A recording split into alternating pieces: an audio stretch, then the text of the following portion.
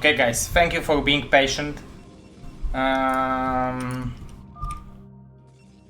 We have Mr. Jumper versus Mr. Raz playing in the first round of the tournament. Overall, the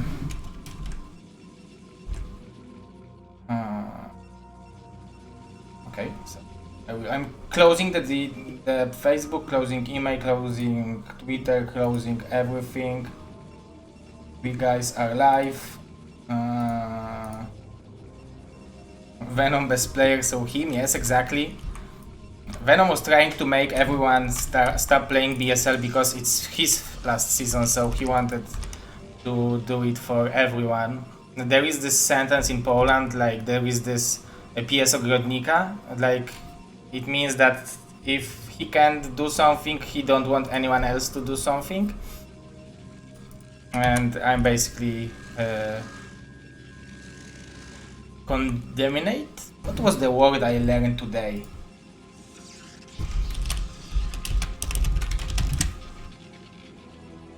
Associate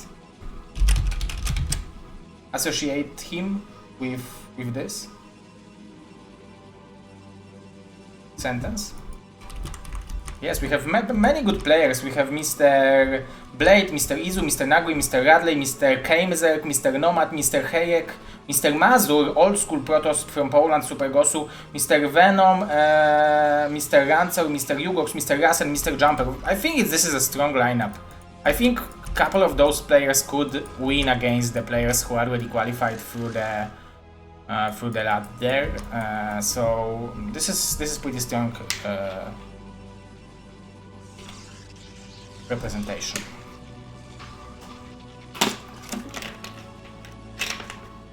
No, Mr. Sauber.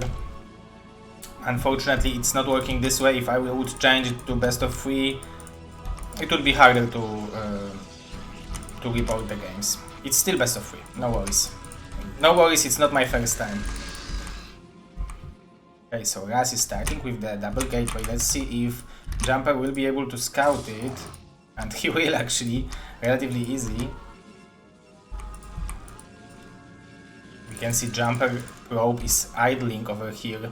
Maybe it's on purpose to not allow for the Manor Pylon, but there are 3 spots for Manor Pylon here, and Raz is making one. Is it a Manor Pylon? It is. Nicely trapping 2 probes. If you want to escape with 2 probes over there, you just need to click S, stop, and then they will glitch and you need to click outside of the pylon. Raz is very aggressive, and that might work very well for him because he is playing double gateway, so there will be a potential for the pretty big zealot aggression after behind that. But the good part from Jumper is that he started with the zealot first, so he has all the resources he needs to deal with those pylons, and I really like that he is bringing the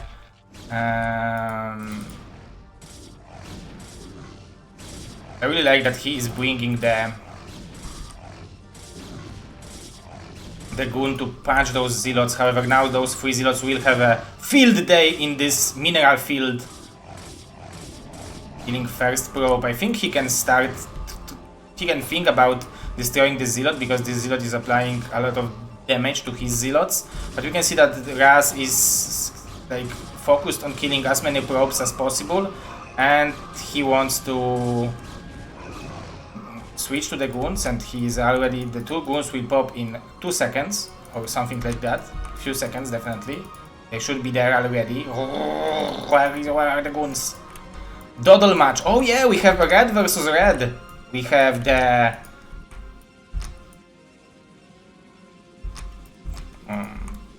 how can I say it the way I will not be banned on Twitch?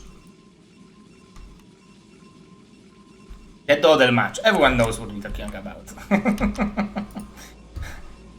Oh, the best jokes are the one you are laughing from, right? And Raz is afraid of the counter-attack from Bappe Prop. Ooh, we have Mr. France. Oh, there is a football match, right? Let me check. Oh, I forgot about the football. Probably it's 2-2-2-2. Holy moly! Oh, that's great finals. I will watch the highlights for sure. I'm watching most of the highlights. I watched all the Polish games and maybe 2 more matches.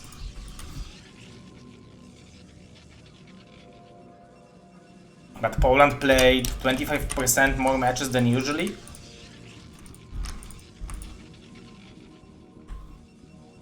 Actually, they played 33% more matches than usually.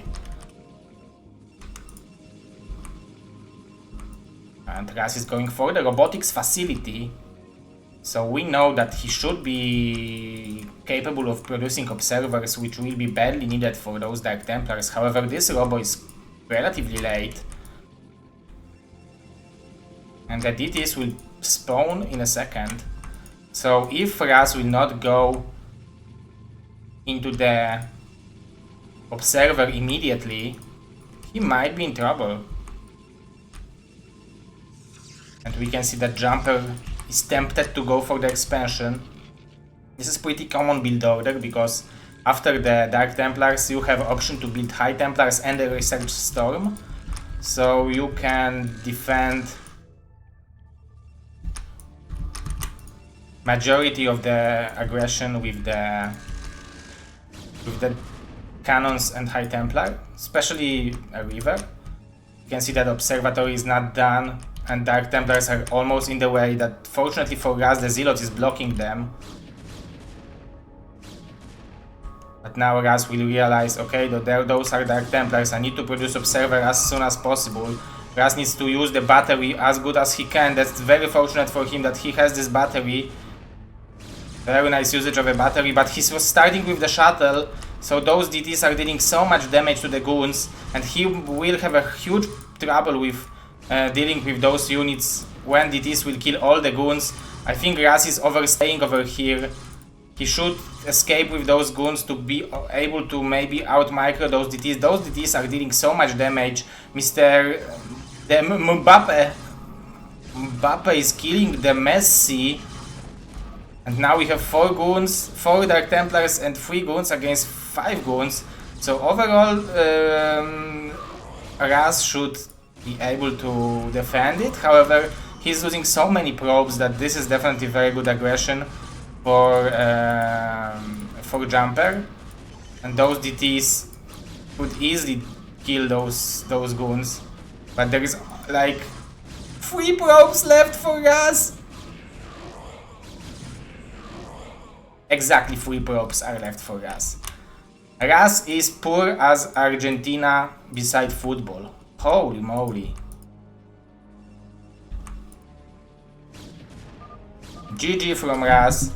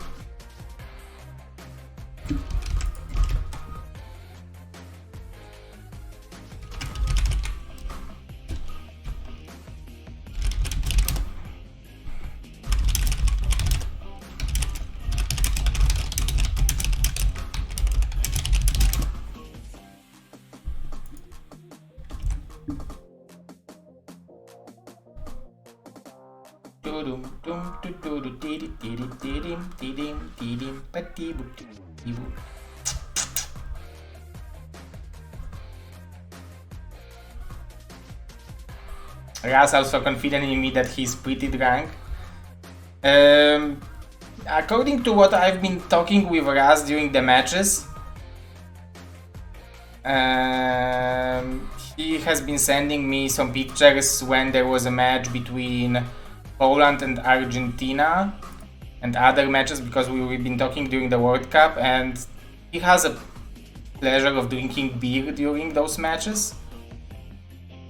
Oh, Ah, poor lucky guy. Poor lucky guy. Lucky guy to not have kids.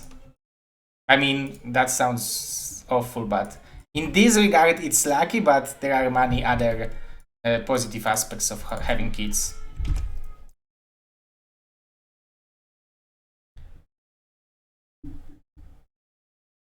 But during the World Cup, you wouldn't want to have kids, right? Usually you want to have maximum 2 dogs, but no kids during the World Cup. World Cup is for single males on the private island with internet and unlimited beer.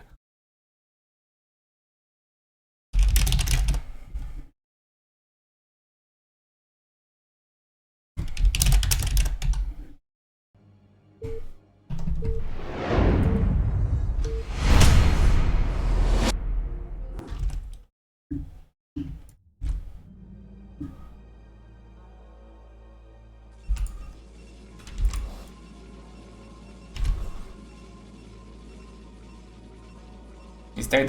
Tarek Aipu, yes, the power bond is in this tournament. Welcome guys, welcome Mr. Cannibal, welcome.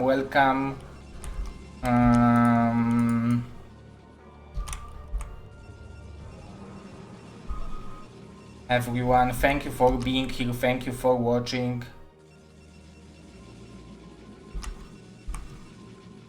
Ooh, Raz is getting ready for some shenanigans. Let's see if my funny zoom is working. You can see that this probe right now getting through the jungles. This is a Frodo of Mordor bringing the ring of the pylon. You can see that this is pretty in-your-face strategy from Mr. Razioli. I bet Raz has such a nice name and nickname. Like this is Mr. Michael Razzioli, that I'm pretty sure that he could make me a delicious pizza, just judging on his surname.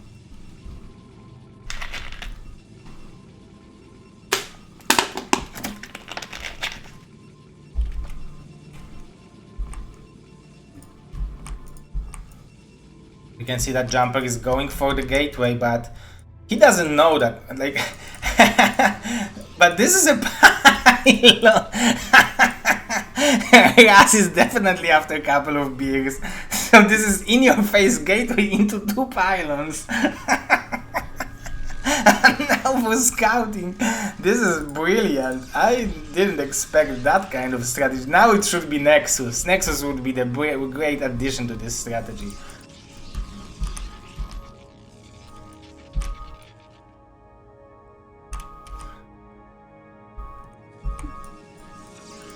Oh, this is Manor Pylon, man.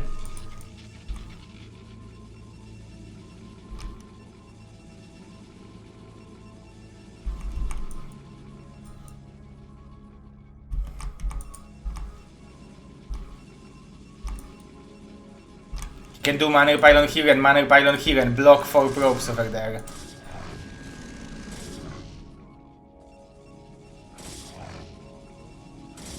Oh, Mr. LML, you are probably right. He's killing a lot of probes.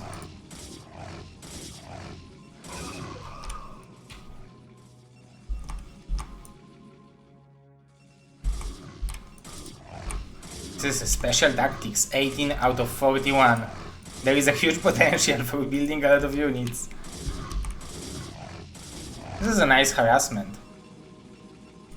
3 to Argentina, that's good. I'm cheering for Argentina.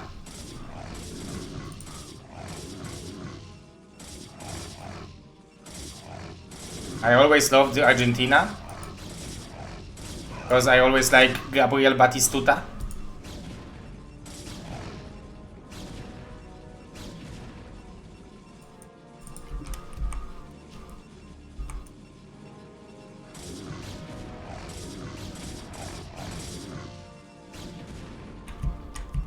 But it doesn't change the fact that I think Argentina is the country which bankrupted the most amount of times.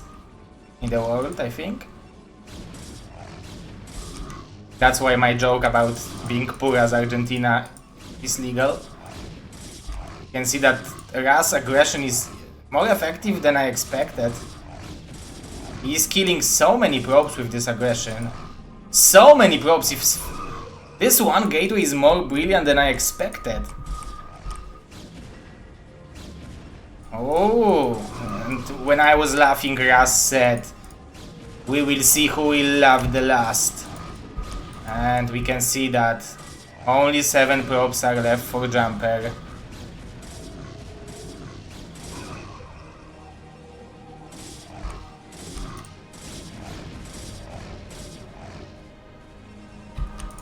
But Ras is definitely in phenomenal position. So this one gateway in your face was pretty good strategy.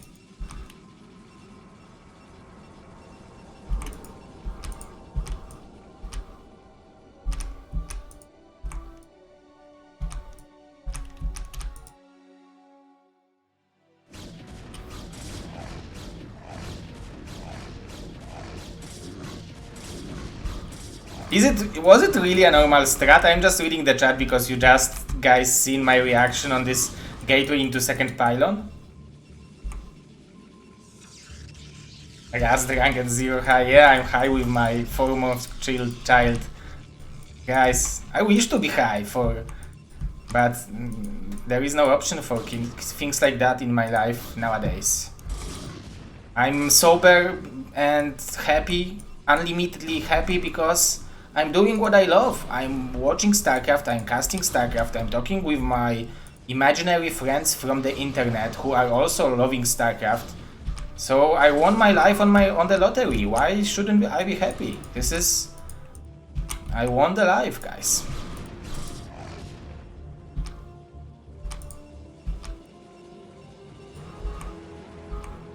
I love you all. I love Karolcia, I love Olivka. I'm relatively healthy. I'm pretty far from my mother-in-law. Everything is perfect. No, I'm just happy because StarCraft is much better than changing diapers. This is my new life motto, guys. I also very like both of those players. Both of them are pretty cool dudes, so I know that I can joke around about them and they will not be mad at me.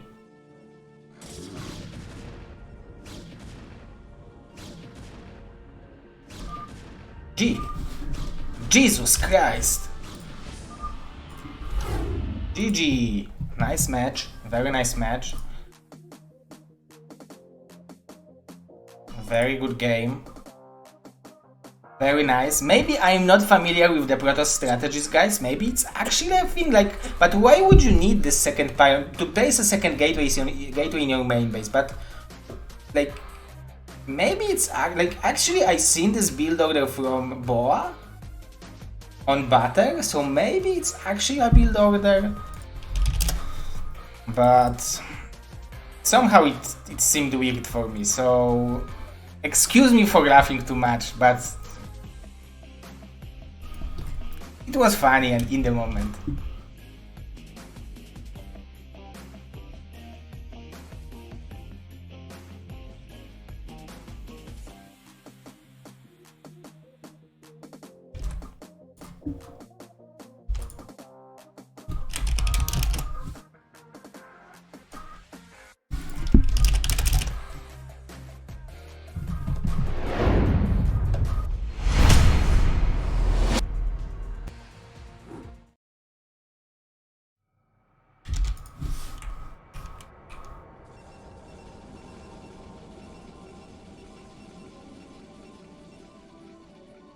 Okay, guys. At the bottom right, we are having Mr. Jumper. On the top right, we are having Mr. Ras. 1-1. They're fighting for advancement to the next round. Winner will go directly into the second round, and loser will go to the loser bracket, where we have only best of one. So it's actually pretty hard, because one mistake can make you be out of BSL Season 16. Because if you guys are not aware, most of those guys are fighting for the last spot in the BSL16. All of those guys are fighting for the last spot in BSL16.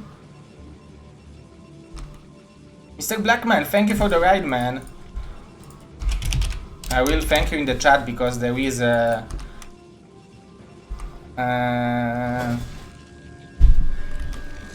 there is a 3 minutes delay.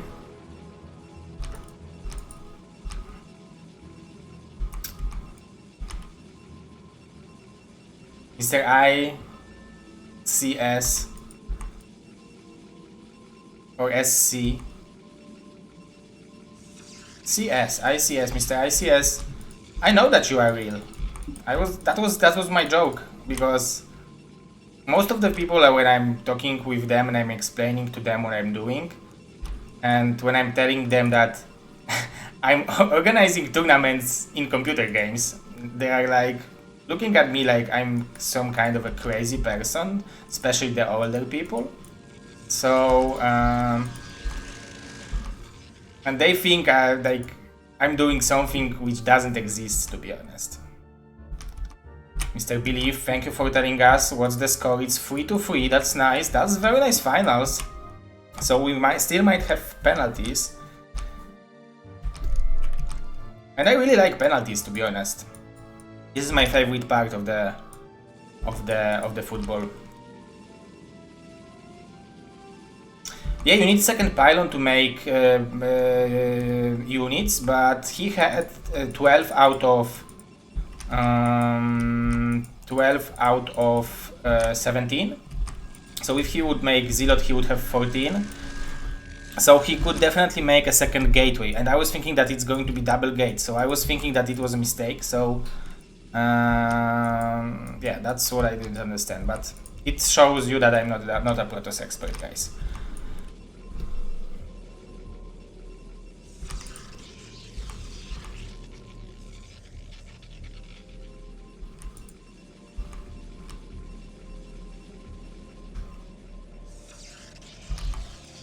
Yeah, I really like penalties, because when I was playing football in a club, I was a goalkeeper, but I was shooting penalties for my team.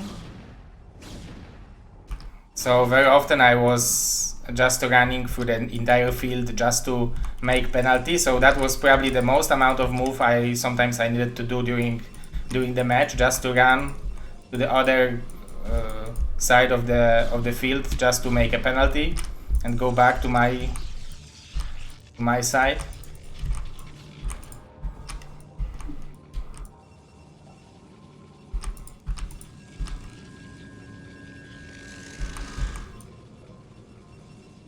We can see Mr. Raz going for relatively fast robotics facility, but Jumper was doing it much faster because he skipped the range for the goons.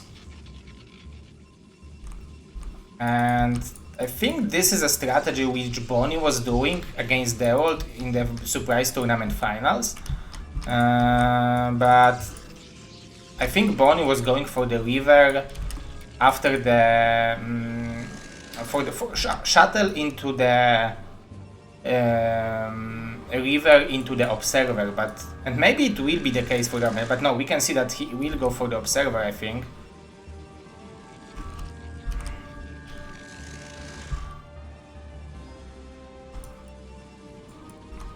Both of the players are playing really very similar strategy, but somehow Jumper is able to have 4 supply advantage. Definitely some part of it is a shuttle.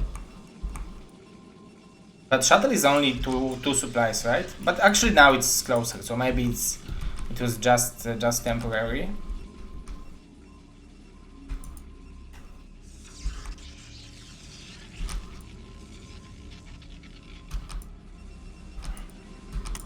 So it will all depend on the micro from the players. And one thing for us is that he has a range for the goons, right? So if it will come to the moment where we will have goons versus goons battle, Raz should have a pretty significant advantage.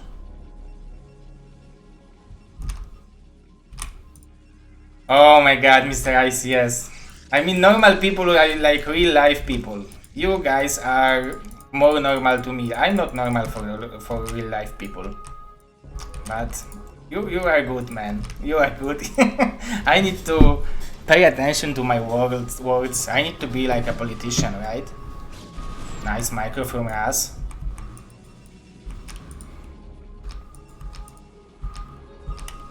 Don't worry, guys. I will learn. I will learn to talk. At some point, Zero will be a talking master. Ooh, we might have the most lucky or the most unlucky observer. It will be the most lucky observer. He will scout the...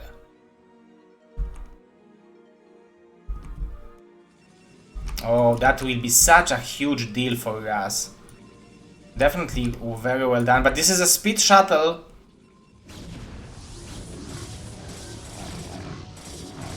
Nice Scarab, nice target fire from Jumper, but he just killed a couple probes, so I don't think that was the way he wanted it to be done, because he also invested a lot of money into the speed for the shuttle. Into shuttle there were 2 zealots, there was a river, so he lost significant amount of important units over there. And now Raz is having a shuttle, he's having more goons, or at least similar, the same amount of goons, and a zealot. Now he actually has more goons, but there will be a defender's advantage. So if Raz will use his river and the shuttle the way the best Protosses are using it, so he will not take shots from the river and he will be able to load it back into the shuttle, he should have pretty significant advantage. He also has expansion, which he's mining from right now. The good part for Jumper is that he's having two gateways. Very nice micro from Raz.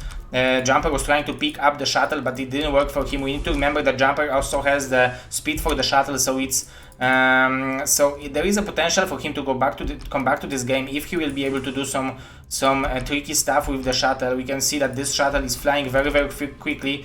I think Raz should notice that there is a shuttle going towards his main base. He's building 4 gateways, but for now he doesn't have too many units to be able to do anything against this shuttle. So now he's going back with his own speed shuttle, but there is nothing in his mineral line, so it might be actually a brilliant play from Jumper. Raz is trying to evacuate the probes, but the shuttle is much faster, and we can see that this is a very nice unload on the... but only 2 probes died for now. He killed a goon, but for now there was no critical damage. However, there is still a pretty big potential for the damage for Jumper. Nice evacuation of the probes from Raz. 4 probes going down for now. The river is almost half health left and no shields. Raz is basically no mining for a long time. He was forced to go back with all the goons he had. So that was a very nice harassment from Jumper. Now this is definitely a time for him to make an expansion, but he will lose a shuttle right now. So this is a pretty tragical moment for Jumper. He has 1000. He has the amount of minerals I have when I'm microing Mutas. So that was a very nice harassment from his side. Even though that he lost a shuttle, it was a nice harassment. He denied a lot of mining time for Raz, but we can see that Jumper is going for double Nexus. This is brilliant, guys. This is brilliant. I really love it because this is the way you come back. You need to do something risky, but he needs to be careful. He needs to be aware that those rivers will shoot to his goons, and he wasn't seeing it. As you can see, he has 1 river. This river needs to shoot bananas from Worms, Armageddon, Scarabs. He needs to multiply. We can see the shuttle is there. Let's see what will be the micro of the Jumper. Nice micro for now. Definitely doing a good job. Very good micro from Jumper, but we can see that Raz is also doing a good job. However, he's target firing the Nexus. Now the shuttle went down, but we can see that there are still a lot of goons target firing the shuttle and the river. The shuttle is going down and 2 rivers are still left for Raz, so it looks like Raz will take the game, and we are having Raz advancing to the 2nd round and Jumper GGing out of the game number 3.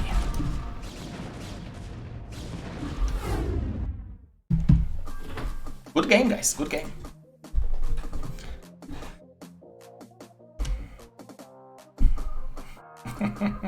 I still feel bad about those normal people.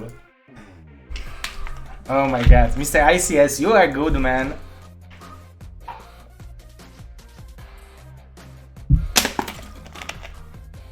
Oh, did I just miss Blade versus Nagrim? Oh, that's bad. Mazur won with Rancor, and now we are having Mazur versus Venom. Who do you guys think will advance from this tournament? Who do you think is favorite?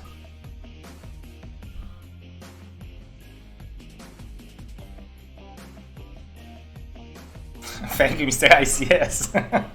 But that was a good one. I'm in a good mood today, so maybe I will not feel bad for 2 weeks about it. Maybe I will feel bad for like next 2 hours, and then I will think, okay, they will forgive me.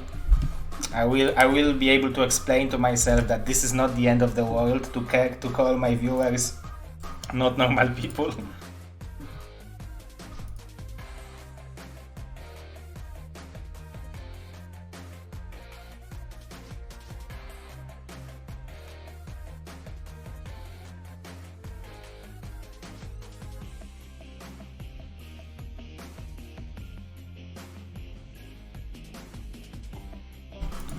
Okay, let's see. Do we have any match coming? Do we have any match coming, guys? I really wanted to watch Nagrim versus Blade. If you would ask me who I think will win this tournament, I would say that probably the favorite is Nagrim and the Yugox.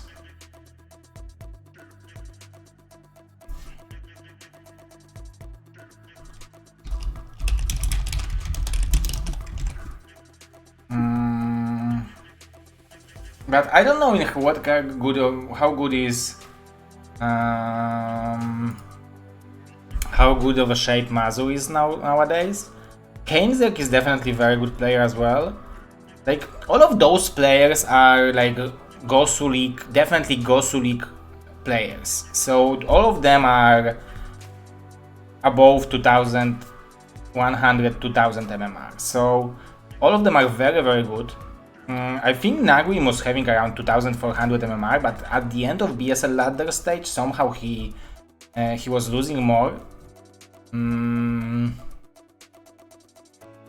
I know that Yugox played incredible games against Bonnie, that's why I'm thinking that he might be one of the favorites. But Raz is also a very good player. Like we have so many good players. We can see that Mr. Ransor also took a game from Mazur.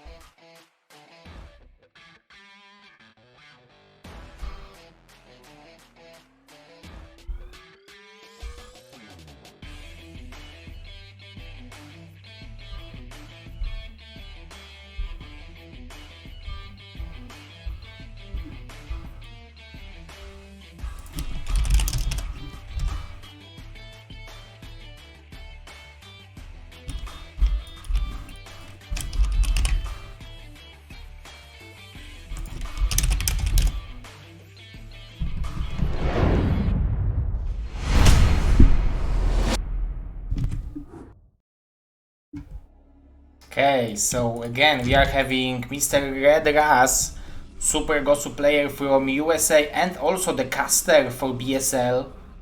Also the team partner, team friend from Doodle's clan of Super Gosu BSL admin Mr. LML, Mr. Michael Razioli Ras.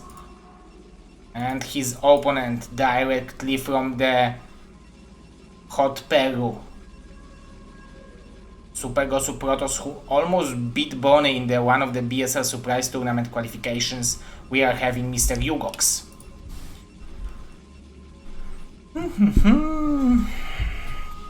So guys, let's see. Let's see if the games against Bonnie of Yugox were just a coincidence or he really skilled up so significantly lately.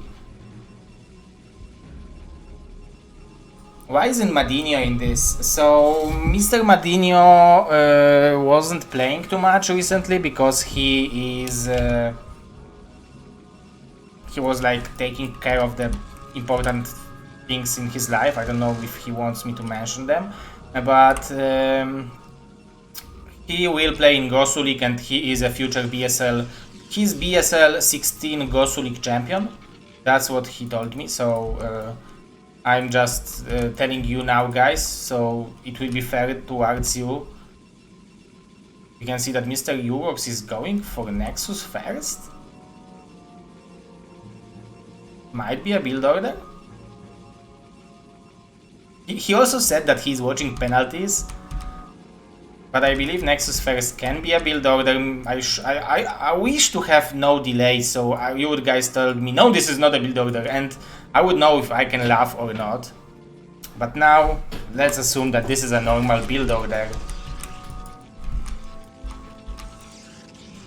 We can see that the guy is going for fast Cybernetico, so he didn't quote. He didn't add that, started building the Zealot immediately, so he will have a hard time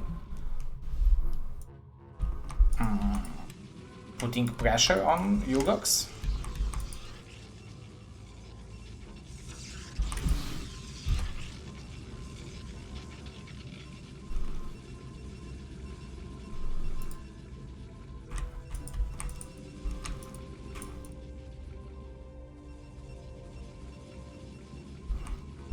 Mr. Fonger, welcome. Mr. Flying, Mr. Monkey. Welcome, welcome, guys.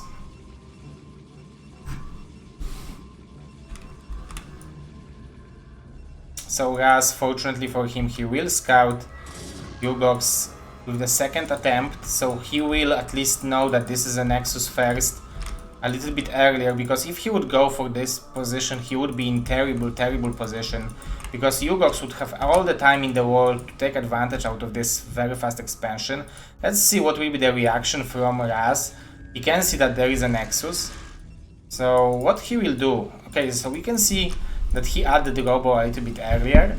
And what should be the correct reaction? I'm pretty sure that there are a couple ways of doing it. I don't know if gas steal is the best thing you can do, because Yugox can always take the second assimilator. But maybe he wants to have option to click into the gas and glitch over the zealots to scout, hard to say. But that's a nice build order for Yugox for now. Ras will have to deal a lot of damage with this river and the shuttle coming out from this robotics. And that's pretty impressive that Yugox is still applying pressure with this double gateway after the Nexus. Obviously Ras will have an opportunity to out-micro those zealots now. So those will be like basically for free zealots. All there will be, the only cost for those zealots will be the attention and APM of Ras. So maybe he is making some kind of a mistake in home while microing, but this is a very nice micro from him. He pulled the wounded zealot back, so he took almost no damage. We can see that Yugox is doing a smart thing, splitting those zealots, and we can see that Ras cancelled this assimilator. 2 cannons from Yugox. He's respecting the fact that the goons are coming, but we can see that Ras skipped the range for the goons, so this river will be incredibly fast.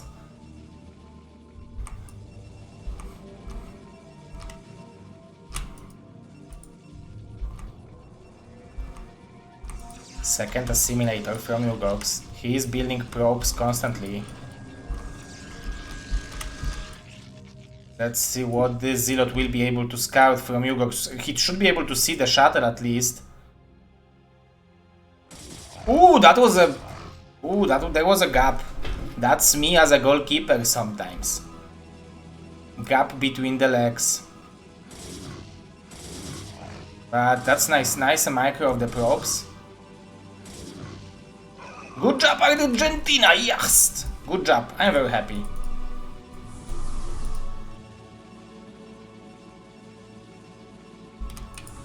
I'm not a big fan of Messi. I'm not a fan of Argentina because of Messi. I'm a fan of Argentina because of Gabriel Batistuta. But I'm happy that they won. I think they deserved it. France was a world champion last time, so that's pretty fair to give a championship to someone else. But France also played. So actually Poland lost against the world champion and the second place in the world championships, right? So that's actually, that means that Poland is a top 3 team in the world, according to my banana statistics, right?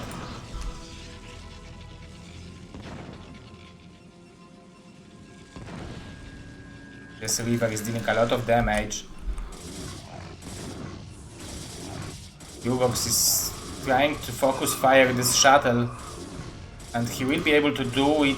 No, he will not be able to do it, so Raz is dealing so much damage with this shuttle, but now those zealots will be able to snipe the shuttle. Raz needs to try to micro it as good as he can.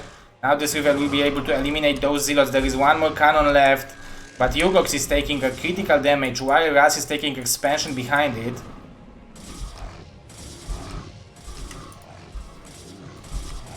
It would be the best for Yugox if the goons would pop out right now, but there are no goons, and now Raz will be able to kill so many probes. There will be a dot first. He should try to kill this cannon maybe, so there will be no potential for mining for Yugox. So that's definitely a brilliant play from Raz. There are so many probes not mining right now. Now Yugox finally going back. He did make DTs, so he will have something to take care with the river, but there is nothing to take care of the shuttle. Maybe this cannon will be able to take care of this shuttle, but Raz needs to be careful. Karne były staruszku, wiem kochanie, wiem. Tutaj zostałem poinformowany przez chat. The chat let me know that there were penalties. So that's nice. We really like penalties with Karolcia. Raz needs to be careful because this DT can two-shot kill this. The best thing for Raz right now would be probably to try to kill the cannons. He's trying to kill this gateway, but now he might lose the shuttle. Oh, this needs to be Tom Cruise. And it is. Nicely done, and now Raz is having pretty good situation. Let's see at what the amount of probes right now, because Yugox didn't lose significant amount of probes, he lost significant amount of mining time, but I think it's still possible to play it out for Yugox. He definitely has more gas income for now, so maybe he can build some Archons, some High Templars. He has this additional tech tree called Templar Archives, but we can see that Raz is already going to make Templar Archives on his own. He might go for sneaky expansion on the bottom left. I don't know if it's necessary for him to risk that much, because he still has a pretty big advantage. So spending 400 minerals on the sneaky expansion might give a chance for Yugox to come back. And if somehow this expansion will be scouted, it will be pretty bad for it.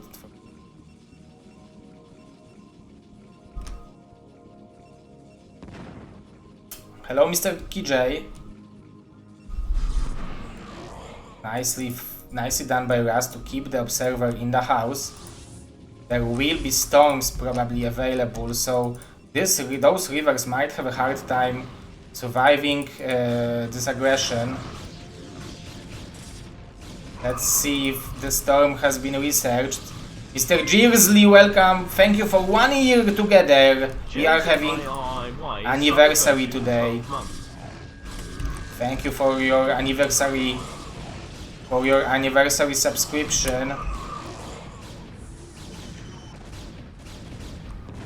Fortunately for Raz, he was able to deal with the High Templar, with the second High Templar, but there is still Archon and 2 goons left for Yugox, so maybe there is still some hope for him. Raz definitely needs to build units, he needs to add gateways right now. He's going for some additional harassment. Ooh, but he just killed the shuttle, nicely done by Yugox, and maybe this bottom left expansion will be the way for Raz to have advantage, to keep advantage in this game. And we have a Dark Templar. That's brilliant play from Raz because there is no observer from Yugox. Very, very smart play from our Michael Razioli. Ooh, nicely done. Good game, guys.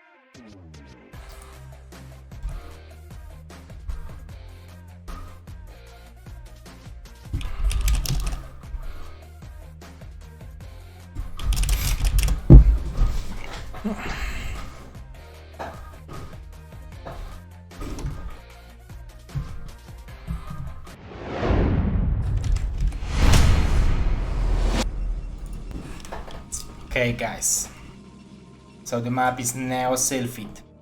The 12 o'clock location we have Mr. Raz. On the bottom right location we have Mr. Yugox. Both very, very cool people. If you guys not aware, there is a 3-minute delay because this is important tournament. Winner of this tournament will get a last spot in the BSL Season 16. And also, after this tournament we will have a group draw. So we don't want any controversial things going on, beside me talking, my viewers. not a normal people. Yeah, guys, but thank you for being here, I really appreciate. Thank you for watching. Doing tournaments for you is the best part of my life and I'm extremely happy. I never was as happy as I am right now.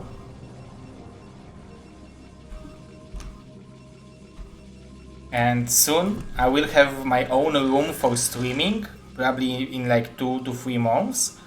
So it will be even better, guys.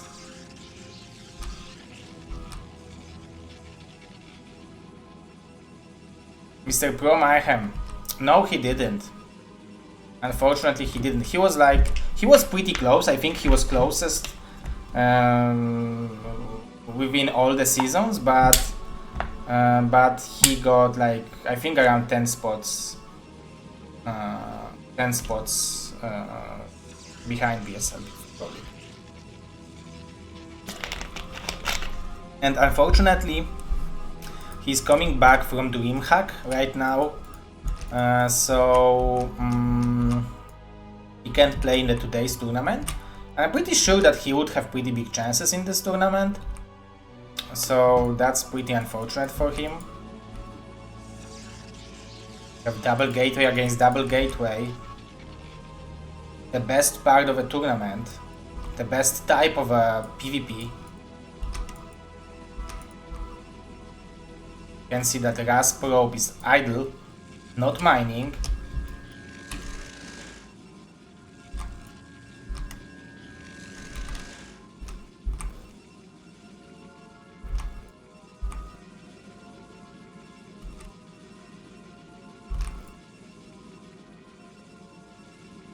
Both of the players are going for the same strat, but Raz was the one who scouted Yugox first. Let's see if he will be able to deny scouting from Yugox, or with Yugox we'll be able to see that. Okay, so he is confirming that this is double gateway as well. So they both know what they are facing against. I wonder if you know that your opponent is going for double gateway, how do you decide when to go for the gas and make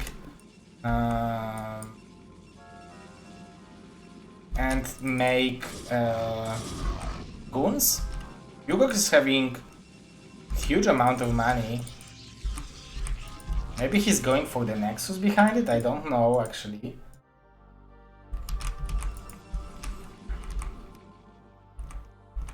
But this will be 3-0 versus 3-0 micro tournament.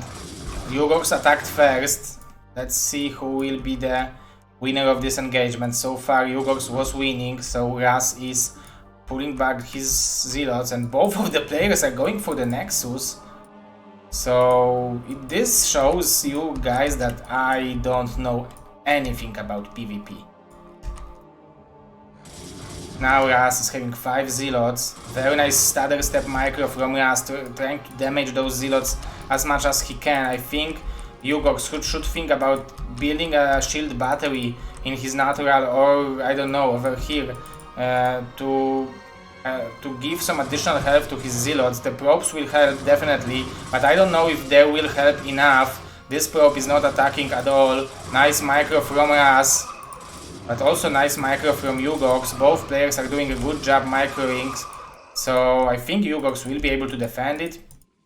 Raz is going to have a scouting, but same thing goes for Yugox. He still have a probe in the main base of our blue Protoss.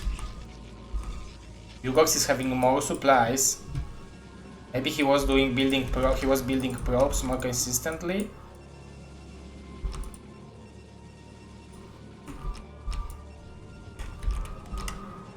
Good job for Raz for keeping the zealot alive.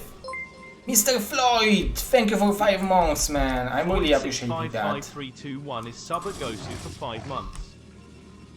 Being Super Gosu for 5 months needs to be great. Olivka will turn 5 months in 6 days, so thank you, man. You are the subscriber of BSL for as long as my daughter is alive. Yeah, I wanted him to make it as well, Mr. Mayhem, and that I really wanted him to make it, and I can say that he was trying, but unfortunately he didn't make it this season. Maybe next season. I don't think he is playing in Gosu League. I will ask him, but I think he is aiming for Pro League.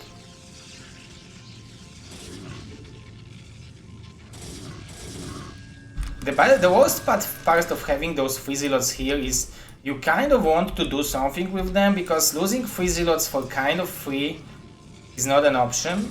So you at least want to kill a couple of probes, but still being behind 3 zealots is pretty big deal. But now killing 2 probes is a little bit different. I really like that Yugox is constantly scouting what Raz is doing.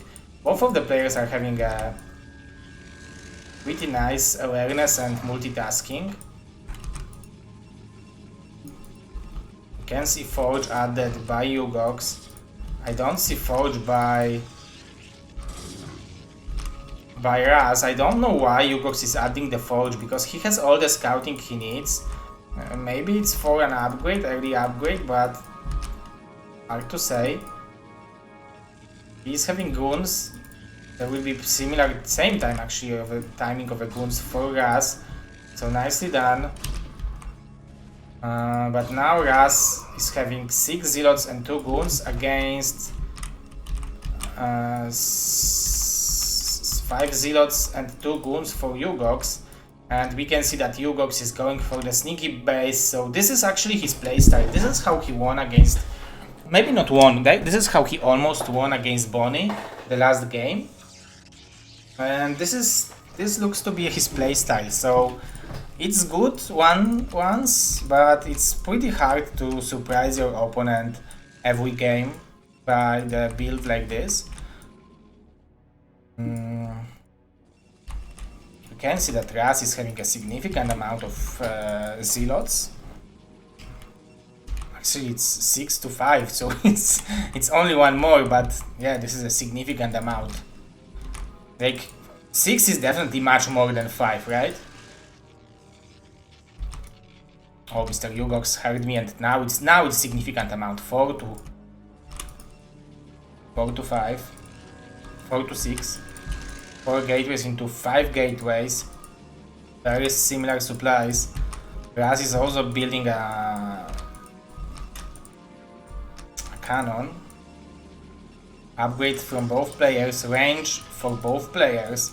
But the only difference is that Yugox is having this expansion over here. I really like this zealot.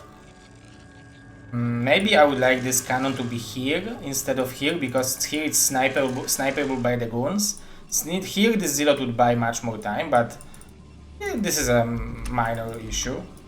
We can see a lot of Adun from Raz, so he will want to build a lot of units and a lot of speed zealots. And he will definitely have a timing shot, because you can see that there is 550 minerals spent for Yugox over here. Because he would need those pylons anyway, right? But he didn't need this cannon and this nexus, so it's 550 minerals. So it's like 3 zealots and 2 goons, which Raz will have, which Yugox will not have. And we can see that those are additional gateways which can produce units for Raz. So maybe Yugox will have additional probes with the third nexus, and he will have better economy, and like in 3 minutes he will be able to explode with the amount of units he will be able to produce. But for now, Raz should have more units, and if he will pull the trigger now, he should be definitely in a good position. And we can see that there is a minor mistake from Yugox, but this is not the end of the world. Raz is scouting for the hidden expansion. I think Yugox is not aware that this is not a high ground.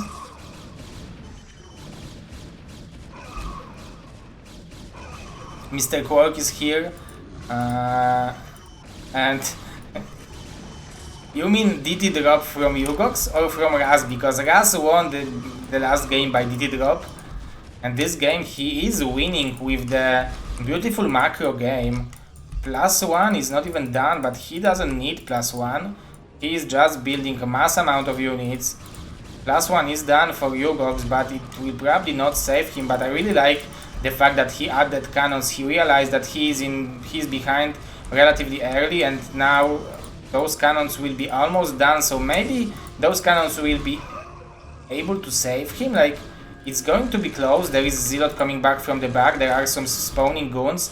However, Grass is also sending reinforcements. He's doing good job building more units. There will be couple more cannons, but cannons are dying very, very quickly from the goons.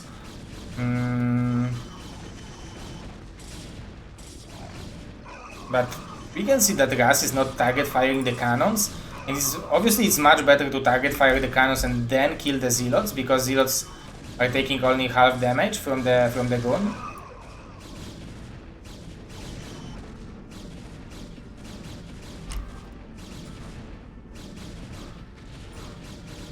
Now we can see that Ras wants to do it, but Yugox is holding strong, but he's only on 4 gateways. Obviously it would be better for him to build additional gateways, because he is mining from the third base with significant amount of probes, but he is not having gateways to build those units.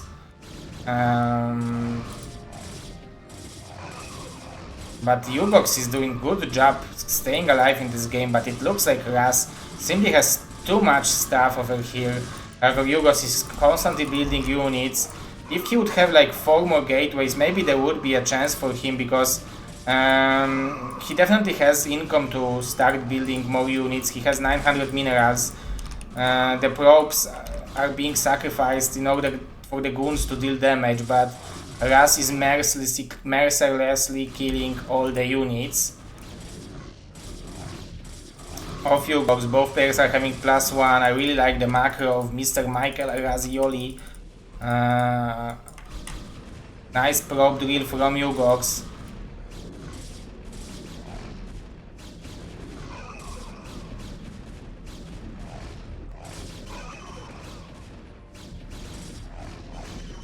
Nice, this probe killed the goon. Yugox is microing as good as he can, but I think... I mean, it's still 2 bases versus 2 bases, but Raz is also taking his own third base. So it's not like... if Yugox will stabilize, it will be pretty good situation for him. It will be still pretty bad for him. You can look at the supplies, guys. He's almost having no props in the main base. Obviously, he's still having money to build units, and probably Raz Raz is going for the Mana Nexus over here. this is the place. Maybe beside this place, I wouldn't expect Nexus to be there. I really like those pylons for scouting. And maybe Yugox will actually stabilize. I can't believe the DTs are coming, but the cannons will finish in a second. I think Raz will be surprised when he will see no probes in the main base. And there is actually a cannon over there. And it looks like Yugox is stabilizing. I can't believe I'm saying it during this game.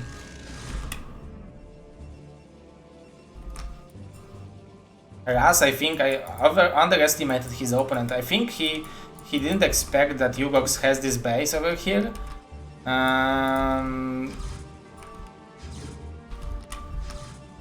So he wasn't playing for 100%.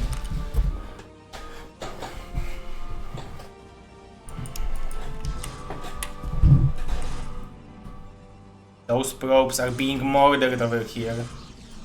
This DT is much more effective than I expected. But Raz needs to pay attention on it. Can still kill a couple more gateways. Definitely Raz has all the tools to win or lose this game. But I think it will be pretty hard to lose this game for now. However, he needs to realize in what kind of position he is in. The supplies are telling a lot of story, big part of the story, but there are also the cannons from Yugox, which are adding some damage. But if Raz will make pretty big attack right now, I don't know if that's the one, because this is pretty big amount of units from Yugox. And I'm pretty sure that Raz is thinking now, okay, oh, Raz also spent a lot of money on cannons. He's mined out in the main base. The DT was cleared, so he's still capable of building units from the hit-free gateways. He wants to go for Citadel of Adun.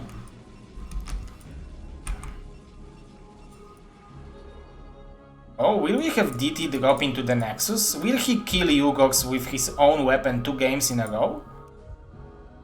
Last time I played him, I put 4 cannons on main Nexus at 10 mins and 0 cannons, no others. Could not have worked better.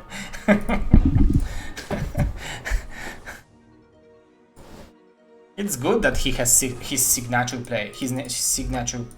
play style. We will have what's the name? Arbiter.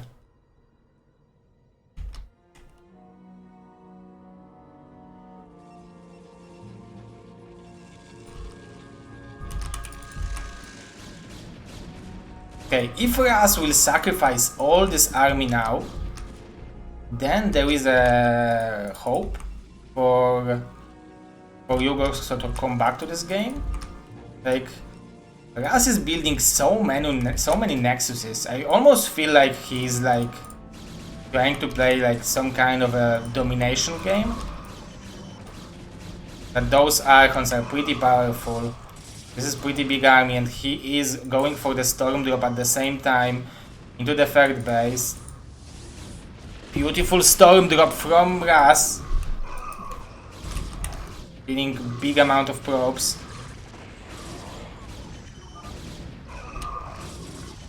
GG from Yugox, and Raz is advancing to the next round. Very good games out of our football fan.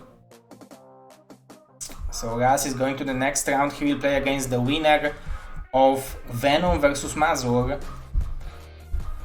And Blade and Nagrim are still playing. Kame and Nomad are still playing. Let's look at the loser bracket. Bradley and Hayek are playing. They will play against the winner of match number 9, which is Venom and Mazur. I think they are still playing as well. Mazur is the guy who... I think he had this amazing epic game. It was over 3-hour game against some good Brazilian protos called Master, I think, or something like that. If you remember this game, guys, like it was a hallucination arbiters to bring the fire from the cannons and trying to kill cannon one after the other. Game like that, Dark Archons.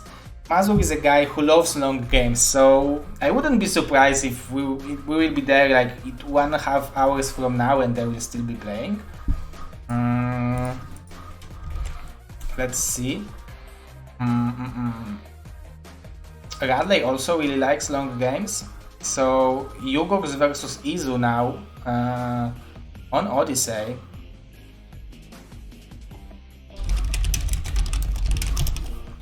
Let's watch this match.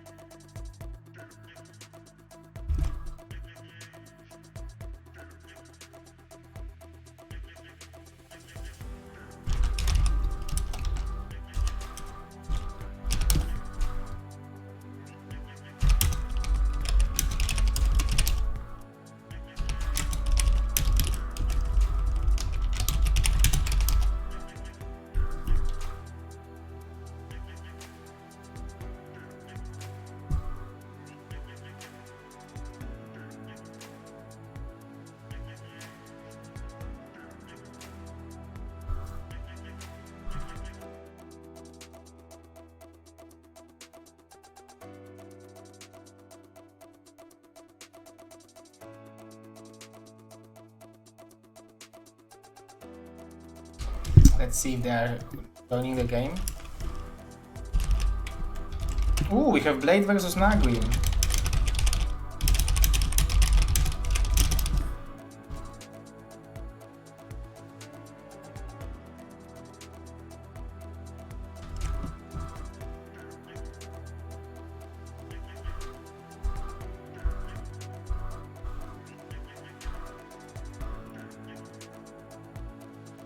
So Blade won with Nagrim, that's very impressive.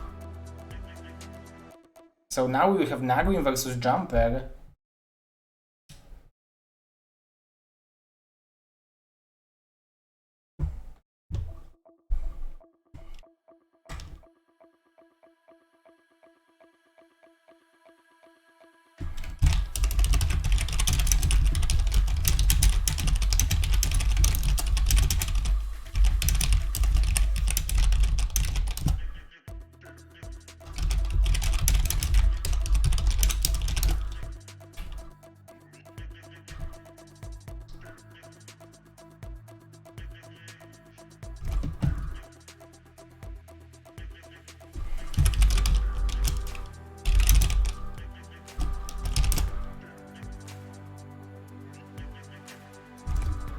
Okay, I'm creating the game. So Nagrim versus Jumper.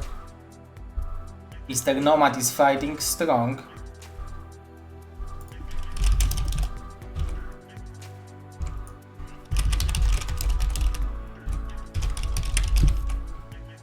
And just like that, two very strong players who some might think are the favorites to advance to the BSL ProLeague from the ladder. One of them will be eliminated in best of one. So let's get into this game.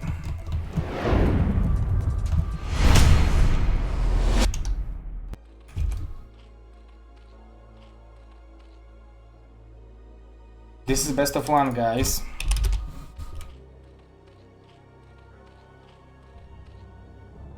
Maybe I will move this best of one a little bit up.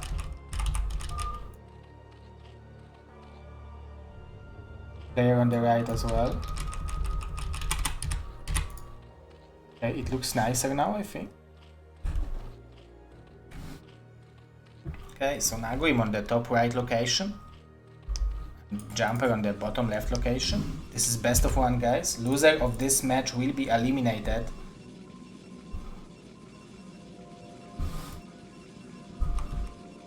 Yeah, that's nice to see Mazu playing as well.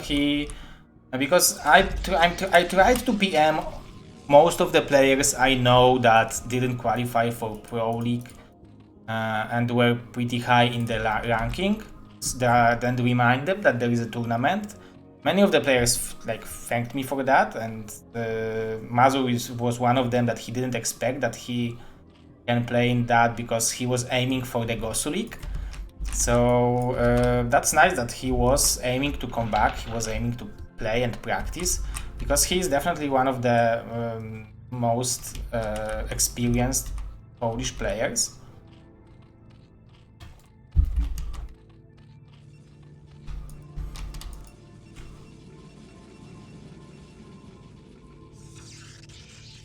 Forge first from Jumper against Overpull from Nagrim, so now the goal for Jumper is to deny the hatchery from Nagrim.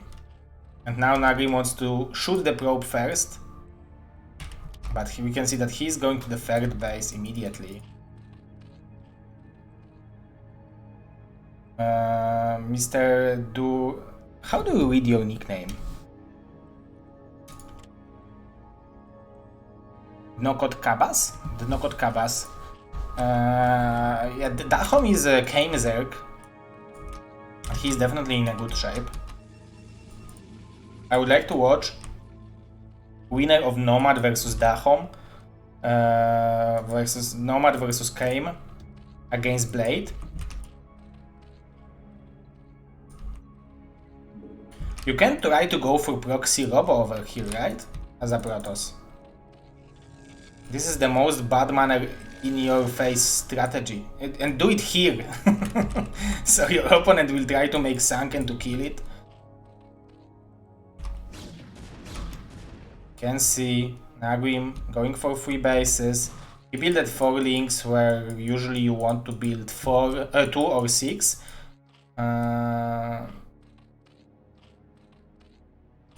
Because if you build 6, then you force Protoss to build 2 cannons or to pull 2 probes. If you build 2, you still have something to chase the probe, and you still have extra drone. So let's see what Nagrim will decide to do. During the Surprise tournament, Nagrim was playing such excellent games against Dragon, and Dragon is a player who is qualifying to BSL every season. He's such a consistent Protoss that that's very impressive that Blade was able to win against him. Because normally I would bet that Nagrim can do it. I also watched the games between Nagrim and Oyaji, and Nagrim was winning pretty big amount of them. Also was watching Nagrim versus Bonnie, and also he was winning pretty big amount of them. So that's pretty interesting. Thank you, Mr. Bendere. Bendenere 72, thank you, man.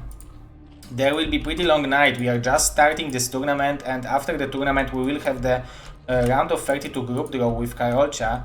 She is putting Olivka to sleep right now, but I can hear that she is still singing to her, so there is a hope that at the moment when the tournament will be done, Olivka will be after the first wake up, so she will be having her hardest part of the sleep. But talking about Nagrim, I'm just wondering what he is trying to do this game, because we can see that Protoss is going for total standard.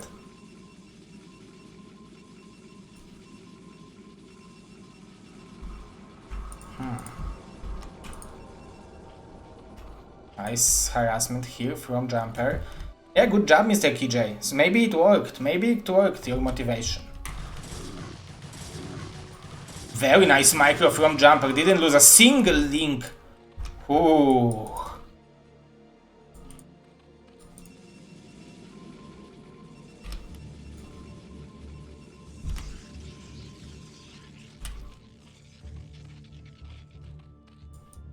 It's one link, scouting the probe. You can see that Jumper now is building 3 assimilators.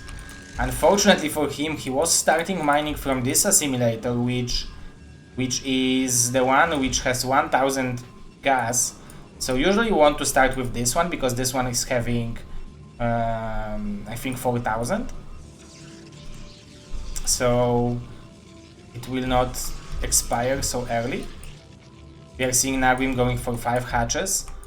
The Spire is done, so it's very good timing of the Spire. He will have opportunity to make Scourges on time, to not lose even a single Overlord. Let's see what will be the follow-up, because he has an option. ZX has an option. They either can go on 5 Hatch Hydras and try to defend the Zealot aggression this way. Ooh, Jumper is not paying attention. And the other option is they are building a couple of Mutas and they are going to 6 Hatch and going for later. Ooh, Jumper, you need to be careful, my friend. But he's going for double Stargate now. Maybe it will be Roboplay. Seeing the third Extractor is telling me that it might be the Muta play, because where else would the gas from Nagrim be going? I mean, the speed for the Overlord might be the case, but we don't see anything else. In like 20 seconds there will be a time where Protoss should move out with like 7 Zealots or something like that. But I really like that Jumper decided to go for double Stargate. That's very, very smart. Because, like, especially on this map when there is this second geyser, you can expect your opponent to build a lot of Mutas. But the question is if this attack from Nagrim isn't too early. I mean, for Jumper to defend it, because Jumper will have like 3 to 4 Corsairs. The question is if Nagrim will scout the second Corsair, the second Stargate.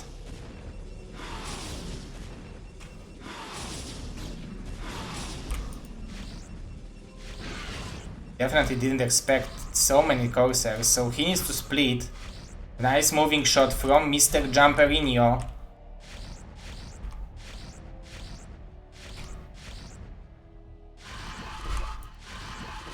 Killing 2 Mutas. But +1 Carapace will be there in like 10 seconds. +1 weapon is done now, so Nagrim is probably waiting for it and he will build a lot of Scourges. He has all the larvas he needs in order to build them, so there is definitely a potential for him. What is this? Oh, did you see that, guys? The shadow of this drone was faster, that's like a flash. The Carapace is done, so... But there are so many Scourges. If Nagrim will not pay attention, he might be in relatively hard position. If Jumper will not pay attention, he will also be in hard position, because you have double Stargate, so it gives you a chance to have a significant advantage, but it doesn't mean that you can lose Corsairs for free. It's pretty expensive units and it costs money. The fact that you have the additional building for it doesn't make you win the battles immediately, so Mr. Jumper needs to be careful, and that was a pretty important move for Nagrim. I don't see... yeah, he's just starting the Hydras, so it's relatively late.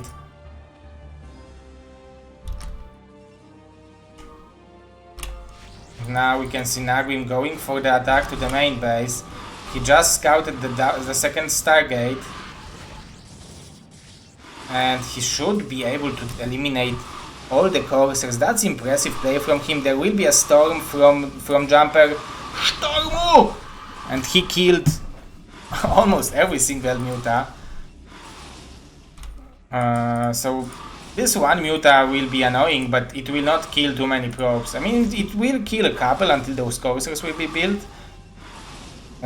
But still, this is not the end of the game as it might have looked it has been.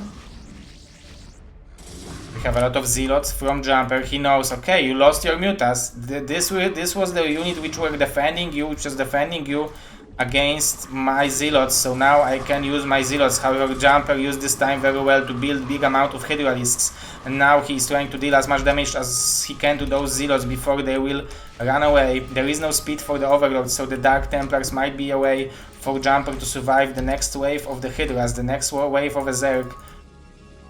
He's still having pretty healthy amount of drones in the natural, but his main base is definitely lacking probes, especially that he's not mining gas over here, so he should transfer like, I don't know, 7 probes from the natural to the main base. He definitely needs additional cannons over here, but because the attack is coming, he will have no storm available because he used it on the Mutas, and we can see that Nagrim is pulling the trigger. He is attacking. There are a lot of zealots. The Hydras don't have +1 yet. It should kick in a second.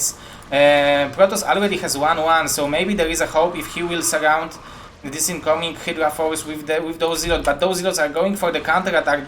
Nice storm from Jumper, and there are a lot of zealots spawning from Jumper gateway, so maybe he will be able to defend it, at the same time kill this base, so maybe that's actually a brilliant play from Jumper, and that was overestimation from Nagrim, so very nicely done from Jumper. The fact that those Hydras don't have +1 made them definitely less effective.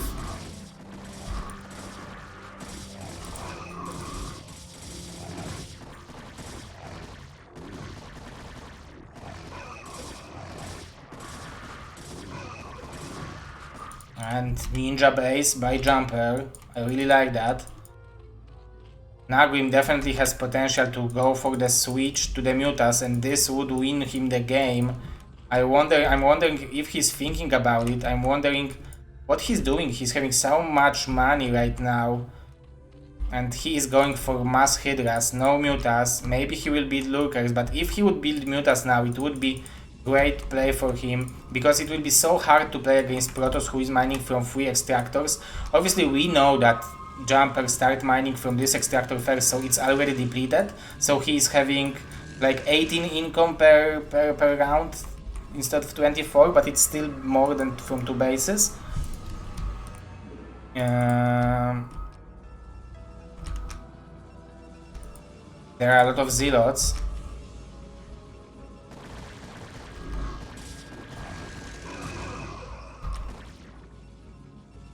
Last one just kicked in.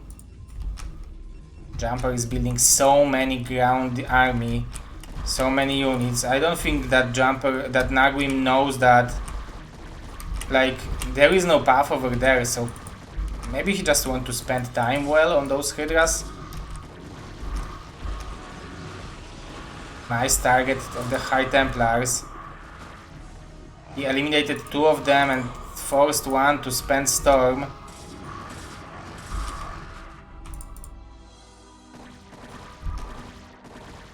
Nagrim is doing a nice job macroing, but he's not scouting the map perfectly.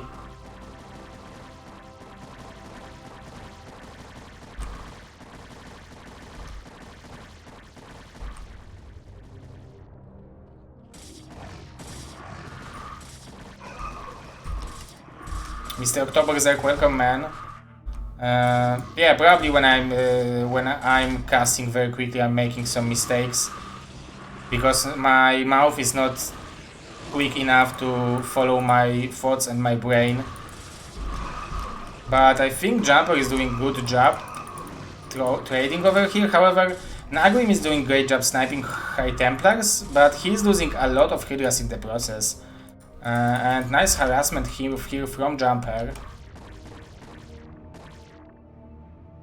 1-1 upgrades. There is no forge for Jumper.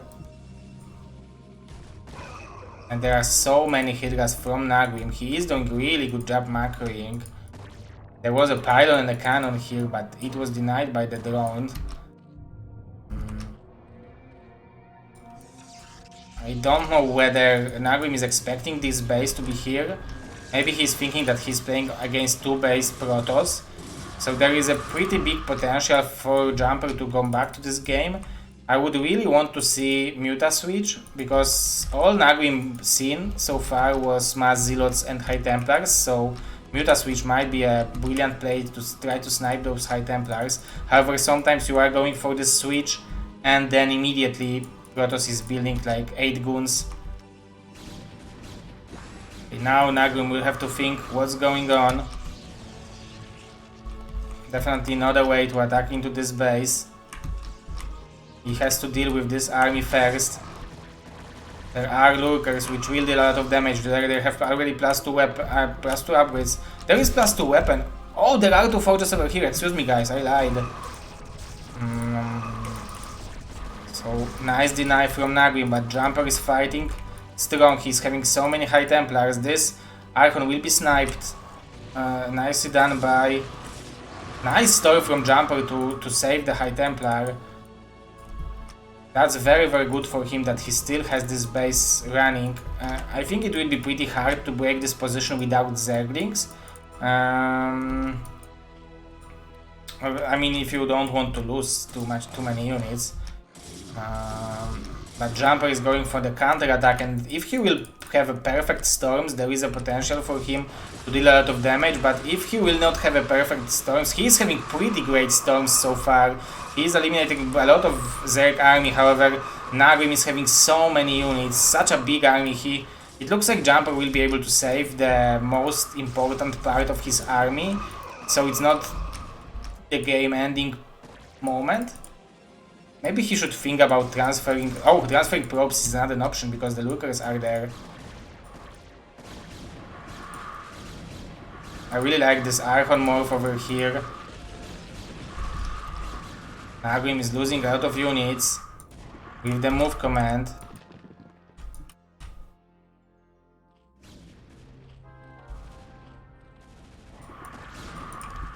More goons incoming. The probes are not mining.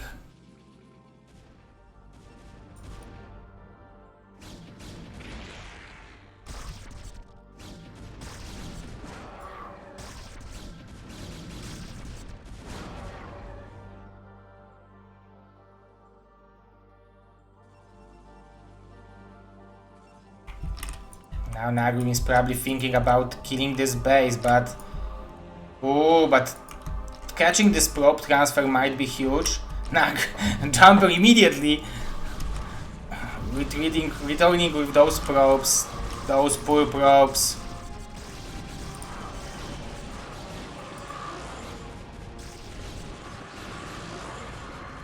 The Observer is here. Nice dodges, but also nice storms from Jumper. Jumper, the fact that he's being so behind in the supplies for such a long time and fighting back is very impressive from him. He's having a great storms and he's very well staying in this game.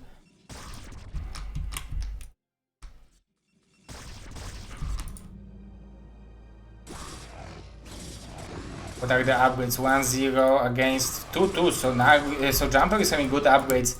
Maybe this is a position for the expansion, but this Muta is very effectively blocking this base, because you can transfer probe over there. I mean, you can try to make cannons here, but it's still hard position. Oh, I didn't know that Nagrim had a fever. Yes, Mr. Kosu, you are right. That was all on purpose. All the mistakes are on purpose. I'm never making mistakes. Non-willingly.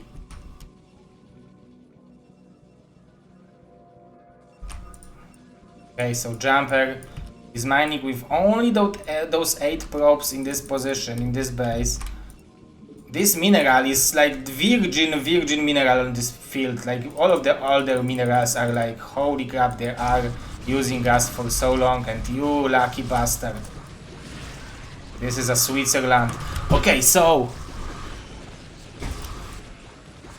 We are having a very beautiful usage of a Swarm and a Plague, and killing this base is actually so important for Nagrim and Jumper.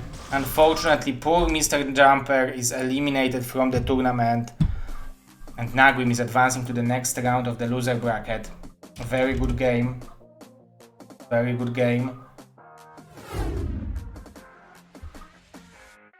Very good opponents, very good people, very good mannered people.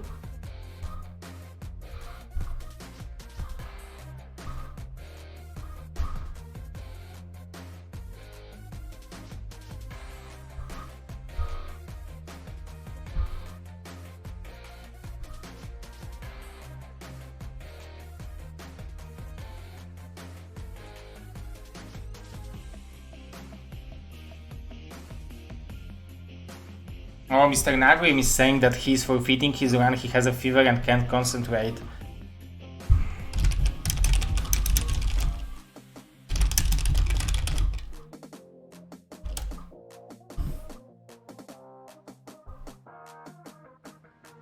Yeah, I agree, Mr. LML. That definitely can be an issue, because I've seen his games against Bonnie and against Oyaji, and he has been doing incredible job.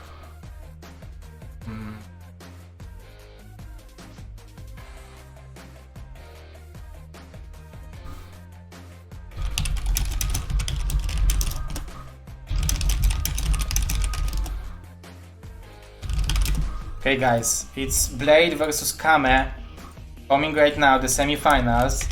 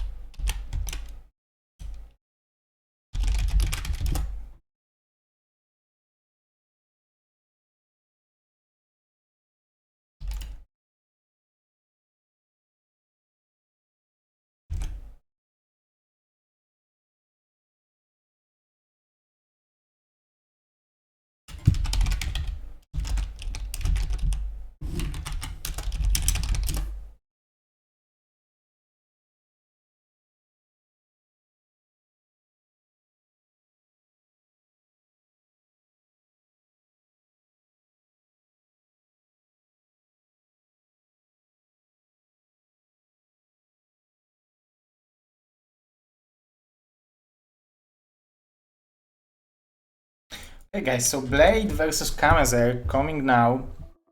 Very, very interesting. I'm very sad that Mr. Nagrim is unfortunately forfeiting his run in this tournament. He has a fever, so that's pretty sad. Now we are having Mazur waiting for the winner of Hayek versus Radley. So Venom lost, we won 2-1 against Mazur. So now we are having Mazur versus a winner of Hayek versus Radley. And so we will have 3 Polish players eliminating each other, and only one will advance to play against Yugox. Nom Nomad versus Ransor. Nagrim won with Jumper, but he forfeited, so Nom Nomad will have automatical win over here, unless Jumper is still around and he will want to play. Let me call Keimzerg.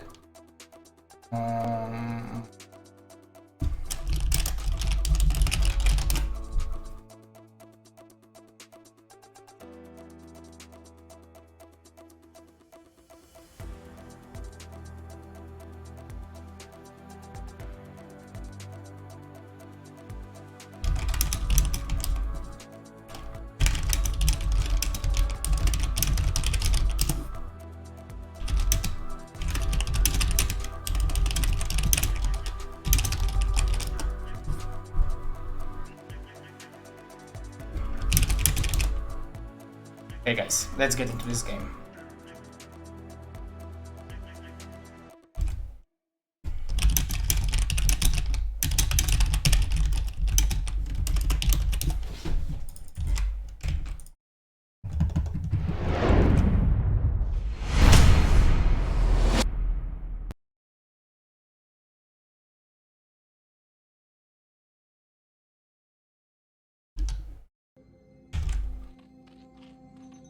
Okay, and this is best of 3, guys. So, on the top left of Vermeer we are having Kame. On the top right of Vermeer we are having Blade. Very strong players.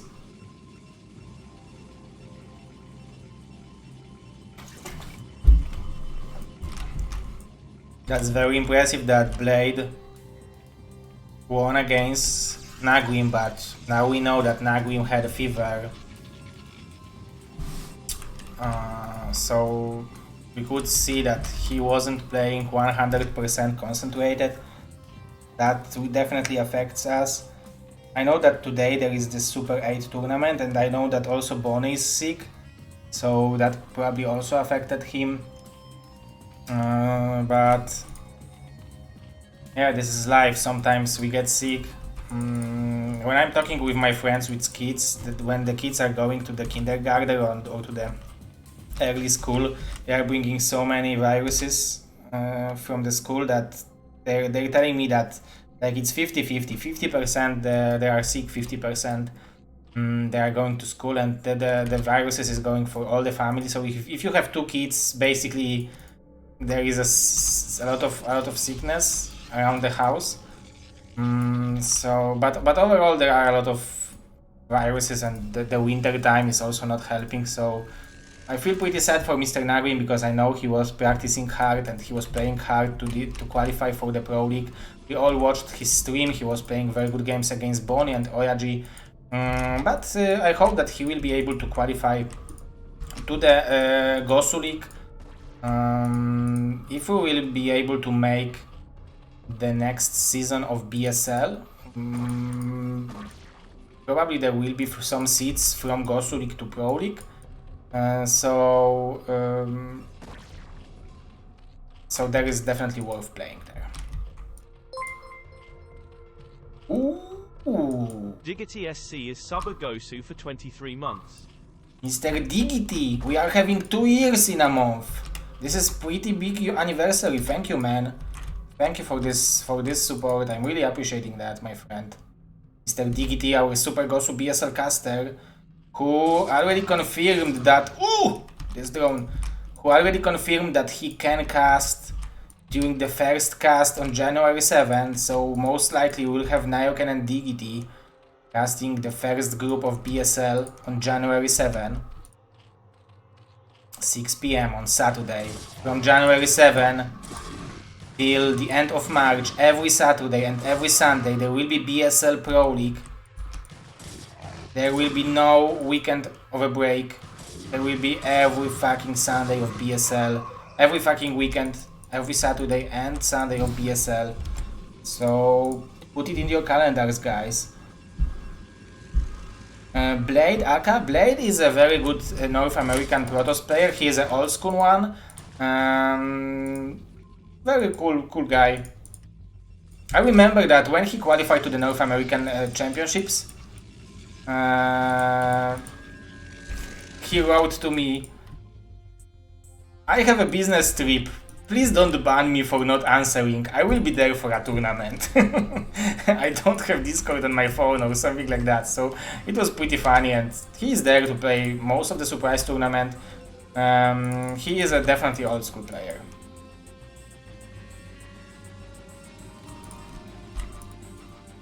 So we are having Kame Zerg not mining gas, so he's playing my style, going for probably 5 hatches and then for the Hydras on top of that.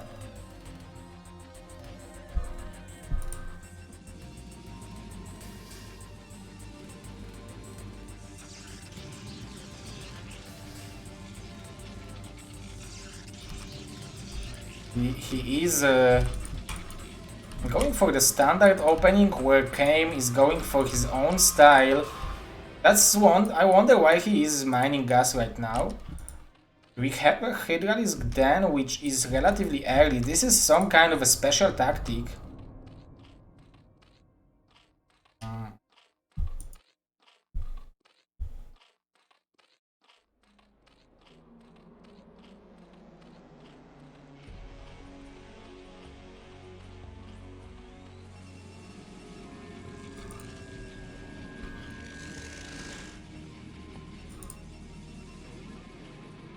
So, because he was able to build this Hydra then so early, he will be able to build speed for those Hydras. He will have 4. It might be pretty powerful push, because usually Protosses are not going for too quick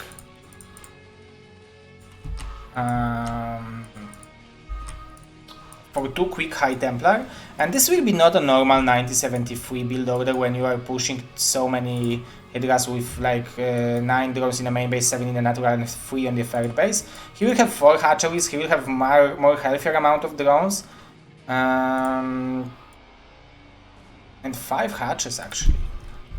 So this will be pretty powerful push from Kame, if I understand what he wants to do correctly.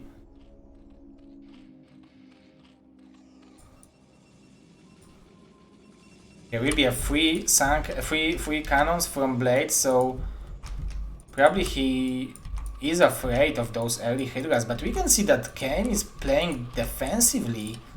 Whoa, that's interesting optimization. He definitely has a good scouting.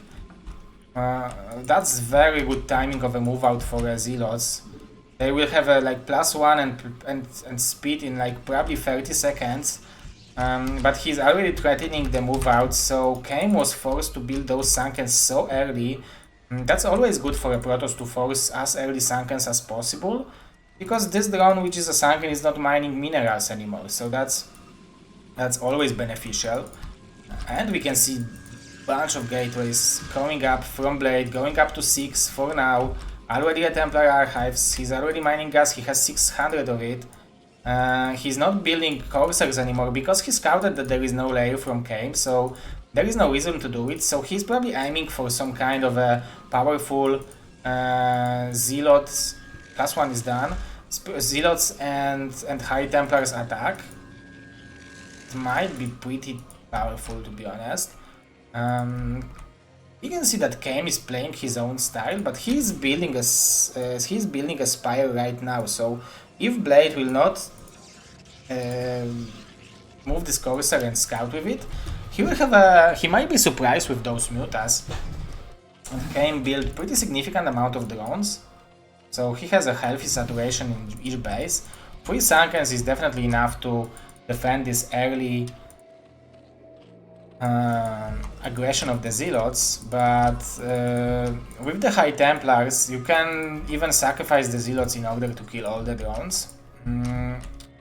And mining gas from 3 extractors will definitely allow Kame to build a lot of Mutas. Now it will be 6 hatch over here. This is pretty defensive, but not bad play from Kame. It's not a bad timing of 6 hatch. If he's building +1 weapon upgrade, he will definitely have great economy to build units. He was playing this way like in a rather defensive path, so maybe he's believing in his skills in a mid game to come back maybe from not a especially advantageous position. But Blade is going for this counter attack, which I was talking about to you guys. It's going to be pretty powerful. The Mutas, the question is, the Mutas are waiting for the overloads, so that's pretty fortunate for Blade. Blade is nice counter attack on the Nexus over here. It's not cancelled, so it's even being killed. Now we can see Muta switch from Kame and also Lurkers from him, so nice strategy. This seems like a Soul Key style. I don't know what Blade will do against those Mutas, because he is completely unaware that the Mutas might be an option. And now the lurkers will be able to deal so much damage to those zealots. So came. So actually those wasn't mutas, those all were lurkers. So okay, so I'm stupid, guys. Don't listen to me. Just look at the game and stop listening to the old dude with even bigger belly than you expect. Last one carapace from the links. The observer should be done soon because I've seen Robo a while ago, but Kane is doing a good job denying this base from Blade, and with that amount of drones he should be capable of building so many units from now on, and we can see that he is playing a little bit different playstyle. He went for the carapace and he's going for mass links and lurkers. So now I'm pretty sure that Blade is regretting that he didn't build more Corsairs, because Corsair is the unit which is forcing not only denying mutas but also forcing Zerg to make Hydras, not only links and lurkers.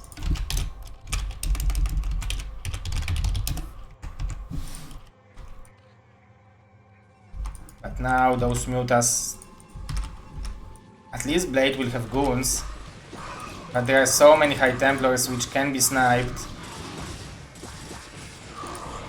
Let's see what will be the reaction from Blade. There is no reaction. Nice storm right now, but he didn't deal too much damage and all the High Templars are going down. Now we can see that Kame is doing so many Hydras, so he's doing good job. Those goons are trapped. We can see Corsairs in production. Now the mutas were a little bit too optimistic.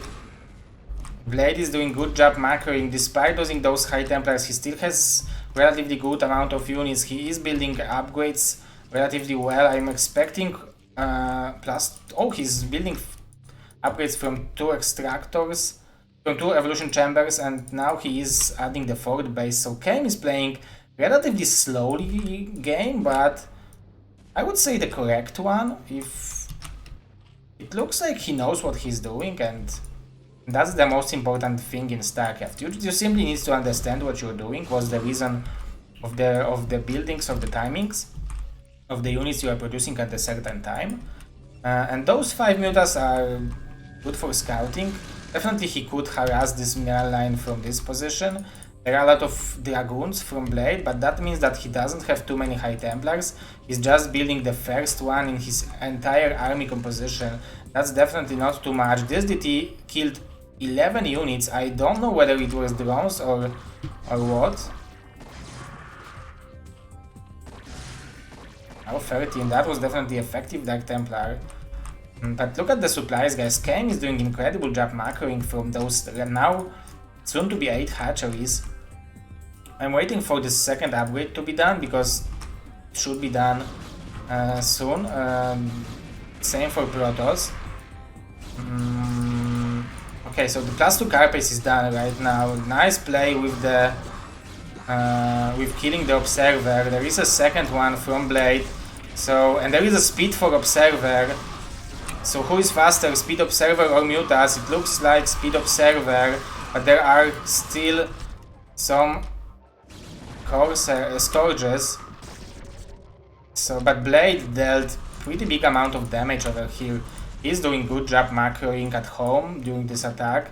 And he's showing to us, oh, +2 armor even. So both players decided to play for an armor game, and he's showing to us that Protoss don't need High Templars. With good upgrades, Protoss can win without High Templars. Good multitasking from Blade. Catching those lurkers. But now those lurkers are dealing so much damage, even without the weapon upgrades. There is no observer over here, so those goons will take unnecessary damage. However, this is the most important part. Why the Zealot? He was bleeding? Was he? Did you see the red on the Zealot? Okay, doesn't matter. But very nice game from Blade. We can see 160 supplies, so he is shining in the middle game.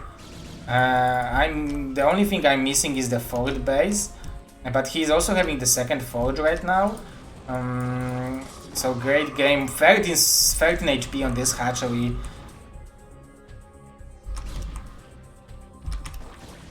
We can see the additional sunkens from Kane, but he's making upgrades from 3 evolution chambers. So those links will be very effective. 3-1 Zerglings, 2-1 Zerglings against 2-1 Protoss. Definitely a good ones. But Blade needs to storm them. Actually, he doesn't need to storm them yet. But they are dying relatively quickly. There are 4 sunkens there, so I think it will be pretty hard to break this position. However, there are a lot of units from Protoss, but it would be pretty risky to try to break it.